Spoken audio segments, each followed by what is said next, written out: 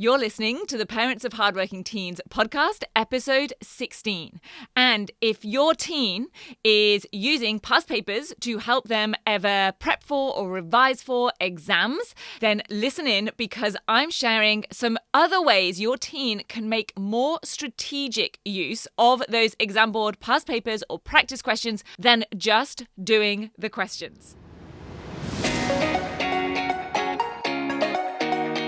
I'm Katie Jones, and with over 15 years in education as an award-winning high school teacher, international external examiner, and as a study coach, I've helped thousands of students skyrocket their results and confidence. And this podcast is where I share all my insights, tactics, and tips with you, the parent, so you can help your hardworking teen get happy, smart, and successful in their study, and have you both enjoy the journey along the way. This is the Parents of Hardworking Teens podcast. Hello, VIPs. How are you doing? I hope you're ready to talk exam prep today. You know that exams are one of my favorite topics, and today I'm particularly fired up because I'm actually going to be sharing with you some of the content that I've delivered in Next Level Coaching this month. So Next Level is my monthly coaching program for 10WGT grads, and every month we have a different monthly challenge. Now, this is not some sort of extra homework challenge or tasks that have to be completed and submitted. This is the way that I like to keep a fresh approach to things and a fresh focus each month, and how we keep moving students forwards and upwards. Sometimes it might be a workshop, or it's a quiz, or even like back in June, we did a whole 4-week essays bootcamp. So these challenges accompany all of the personal coaching that we do on the live group calls, and they build upon everything students have covered in the 10WGT. And this month, I delivered our challenge as a Decide and Action seminar. So not just a seminar, a decide and then action seminar, where each student has to decide with my input and feedback on their personal situation which of the better ways that I shared to use past papers is indeed the best for them and their subjects. Now, of course, I can't work through the personalized and action elements here on the podcast, but I can share with you what some of those better ways to use past papers are, in the hopes that you gain a little bit more insight into this whole world of past papers, and maybe even pass 1 or 2 tips onto your teen so that they can start to see some of these benefits in their exam prep as well. Because the traditional ways that most students are using past papers are this. So first of all, it might just be looking through them, getting a feel for the layout, how all of the external exams look and feel. And this is perfectly good. It's definitely an important thing to do, to be across and feel familiar with how everything is formatted.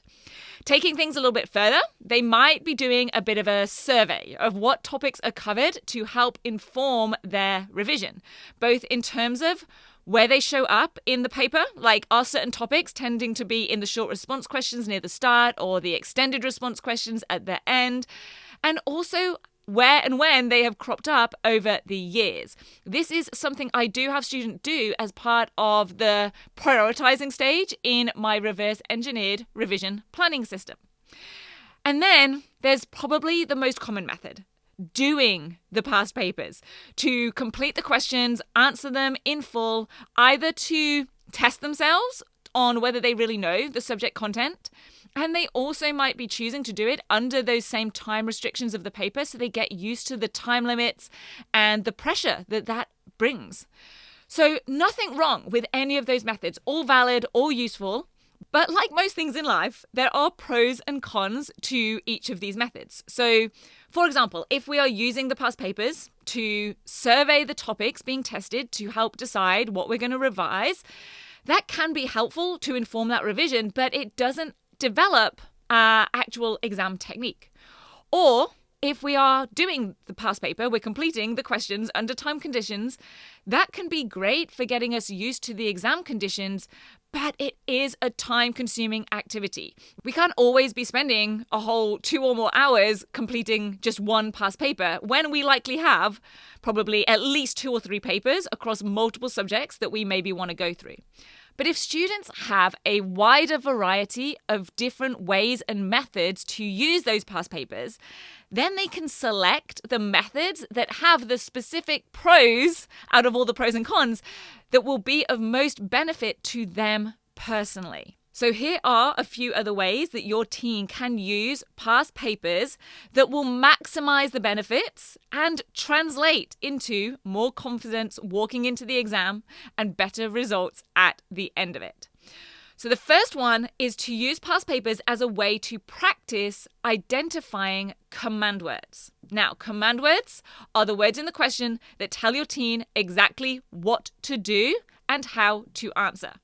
So they need to identify the verb in the question and deduce the level of cognition. Now, if your teen could use some training in that skill of identifying and understanding command words before they can get into practicing it, then I have 2 whole modules in the 10WGT, the 10-week Grade Transformation Program, where I train your teen in this critical element of exam technique. This is one of 6 elements of exam technique, identifying and understanding command words.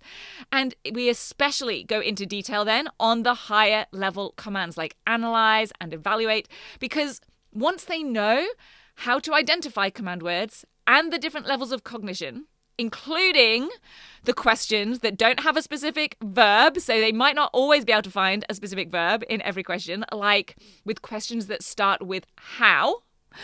Because once they do have those skills, they can then use past papers as a way of practicing and honing them. Now, they won't be testing themselves on their subject content here. This is all about the application aspect, developing one of those elements of their exam technique, identifying the command in the question. So if answering exactly what the question is asking, i.e. getting on the right track from the start, going into the right amount of detail, but also not giving more information beyond what's being asked for, then this could be a great strategy for your teen. Okay, another way they can use past papers is to play one of my favorite games. Predict the mark scheme.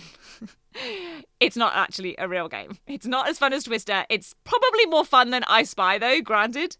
And this is where, instead of answering the questions, your teen dissects the question and looks at the number of marks allocated, and from those writes out a mark scheme of what would be required for full marks. So here's why this is actually one of my favorite exam games. Let's call it an exam game. Who knew that exams could be turned into games, huh? It's because it does require some subject knowledge, and it also requires students to think about what the question is really requiring and what it isn't requiring. So what might students be tempted to include that isn't actually needed? And they do all of this from the perspective of the marker. They start to get inside the mind of the marker and think about what they're going to be looking for, not what they think they need to write as the student, what the marker is going to be looking for. As you can imagine, when we divided the class into students and examiners, all the students would put their hand up to be the examiners. So they all wanted to write the mark scheme instead of answer the question, even though it basically requires the same skills. So it's kind of a nice, sneaky but refreshing switch up for them as well. All right, next way to use past papers, other than just answering the questions, is related specifically to those big extended response and essay questions.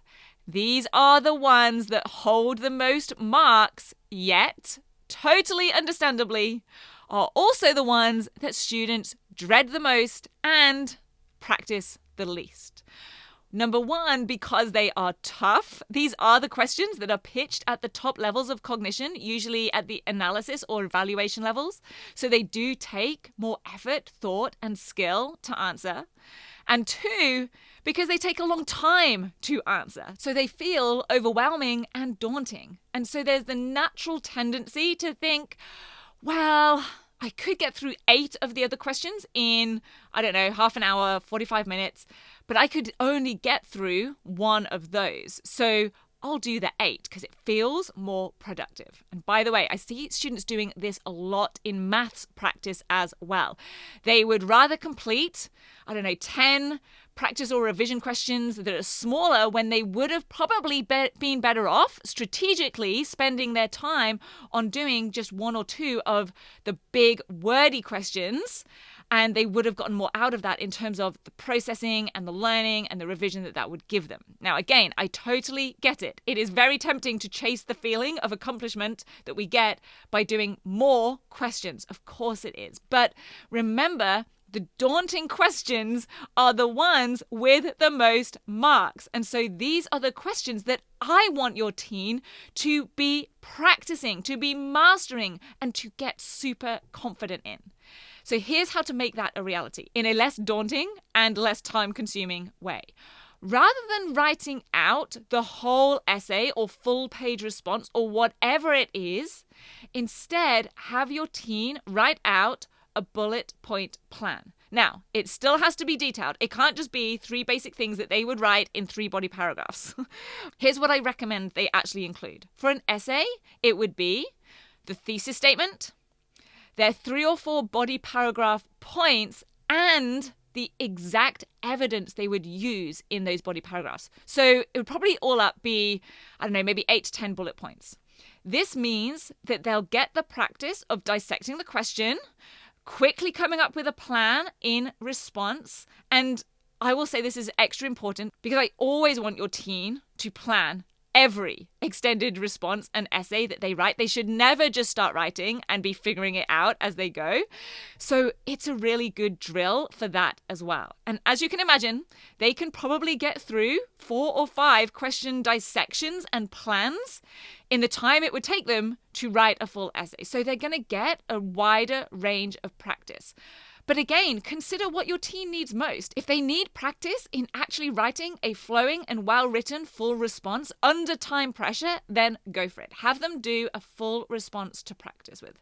But if it's breaking down the question, coming up with what to write and how to structure it and what evidence to include, and planning that all out before they write, not just winging it, then this is a super effective way to do it.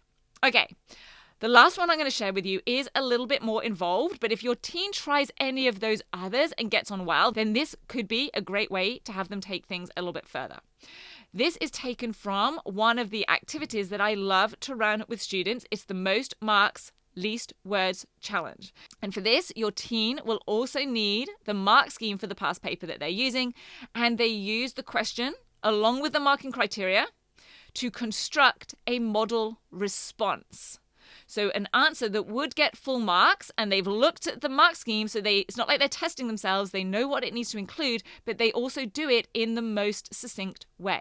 So this really makes students think about what's required, at what level, and what isn't.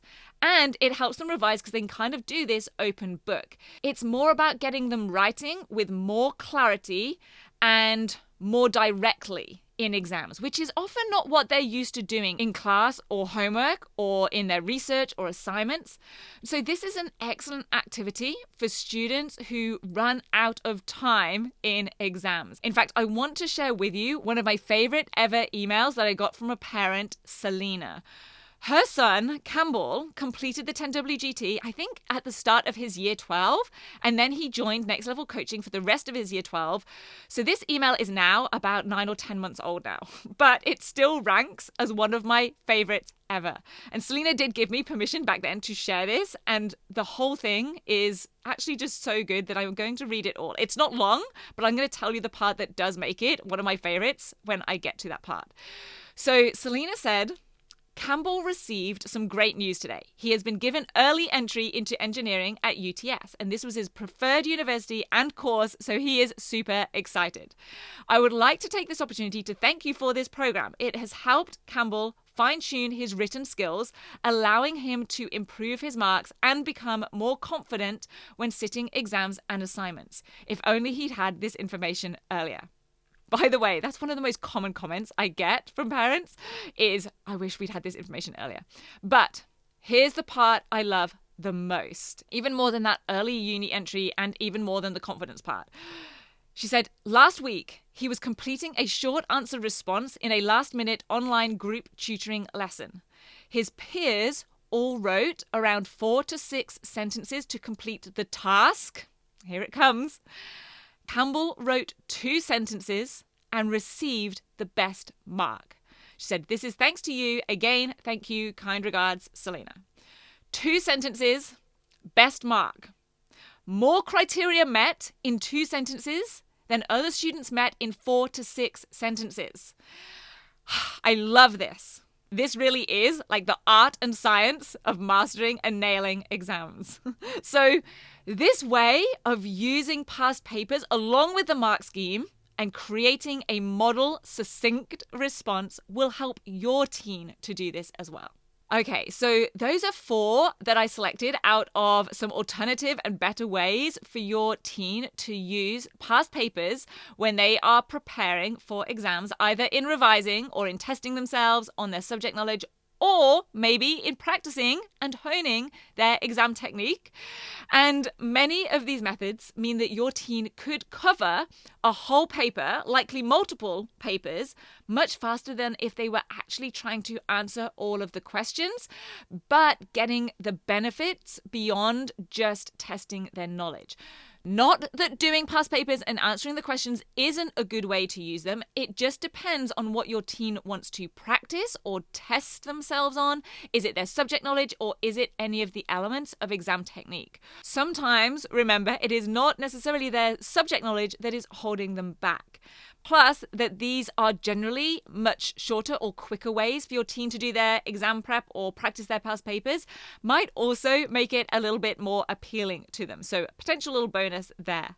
So, I would love to know, which of these do you think would or could be most helpful for your teen? Or if they do end up trying 1 or 2 of them, let me know how they find it. Tell me how they go. I would love to get your feedback. Email support@rocksolidstudy.com and tell me. And if you know of any other parents or carers who could use these tips for their teen or would be interested in what I share here on the podcast, then please forward them a screenshot or post a screenshot of your favorite episode on any of your social media, because I've got to tell you, I am absolutely loving making each of these episodes for you. And I've got so many awesome topics and episodes in store for you coming up. So make sure you have clicked follow or subscribe in your podcast app wherever you are listening to this. And I will see you back here for another episode of the Parents of Hardworking Teens podcast next week. Have a brilliant week and bye for now. Thank you so much for listening. Make sure you head on over to www.rocksolidstudy.com and sign up for my free parent guide, the 3 huge mistakes even smart students make in exams and assignments and how to fix them immediately. And I'll see you back here next week.